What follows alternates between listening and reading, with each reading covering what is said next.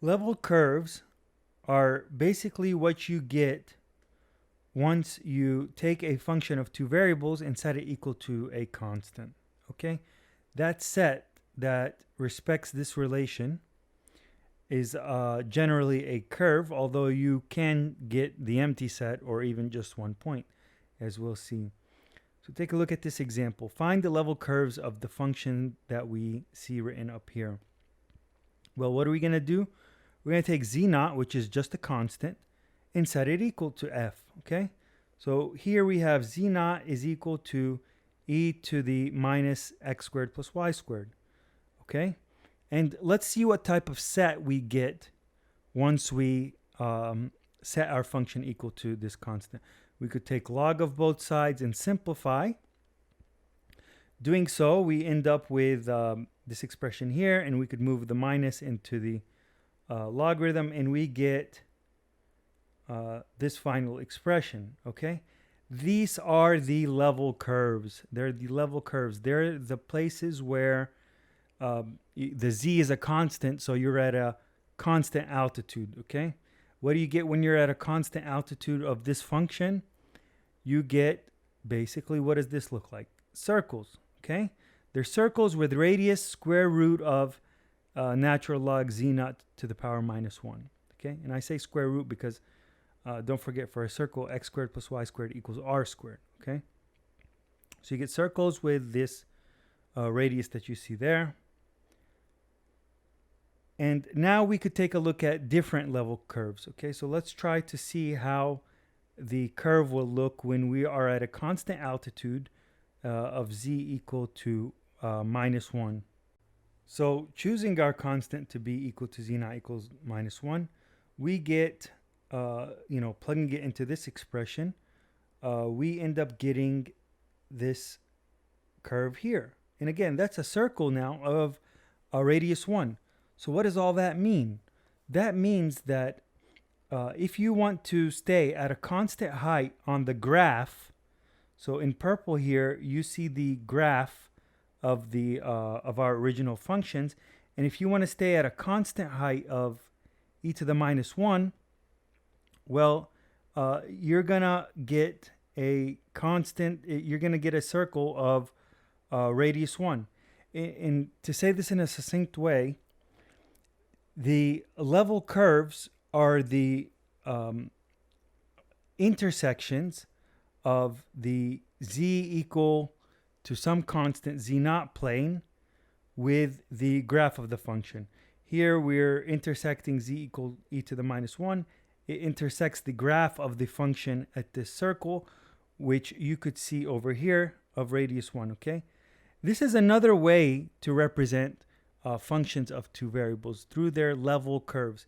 We could also try to intersect this graph with the z equal minus 2 plane, okay? The z equals minus 2 plane intersects the graph over here, okay?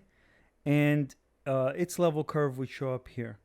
So you could either give the graph or level curves of the graph, and these are two different ways to represent a function of two variables. But you should note that even though we call it level curves, I mean, if we chose the z0 equals 1 here, and plugging it into this machinery, and into our relation that we have there, we actually get x squared plus y squared equals 0. There's only one point that satisfies it. So quote, our level curve there is just this 1.1. That is the intersection of the z equal to 1 plane with the graph, okay? And it's just really 1 point. And now what about for if we chose a constant, z not strictly greater than 1, well, then the set is empty. No points would satisfy x squared plus y squared being a negative number, okay? No points satisfy that, so their level curves are empty, okay? The graph doesn't intersect with the, say z equals 2 plane, okay?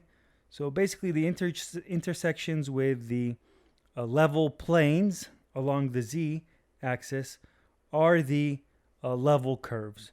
And it's important to know that the level curves actually exist in the xy planes. They're relations between x and y. Okay, so we might draw it up here for visual aid, but they actually live in the xy plane, not in this three-dimensional space. They live in the xy plane. That's where the level curves live.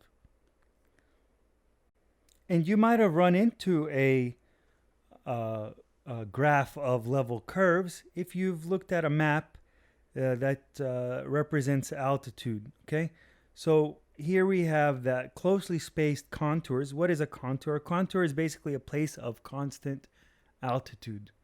Okay, so these contours represent a constant altitude, and notice that when the contours are widely spaced, okay, then there's a big change in distance in order to change up to a unit of height represented by these contours. On the other hand, on the mountain there, you see that the contours are closely spaced. So if we agree that for every 1,000 feet, for example, we'll draw a contour, you could see that why closely spaced contours would mean a rise in 1,000 feet in a very small XY change.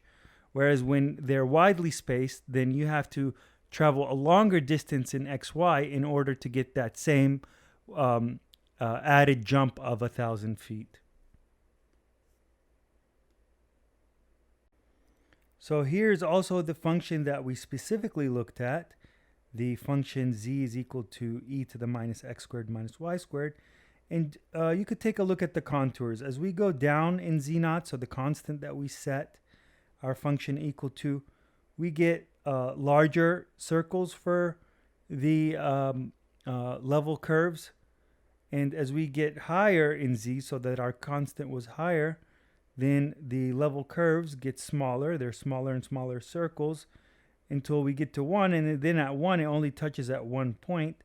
And beyond 1, there is no intersection at all. Okay? So what you see here is the level curves. And pay attention to the fact that the level curves live on the xy plane, although we may represent them as the intersection of the z equal to some constant plane and the graph of our function.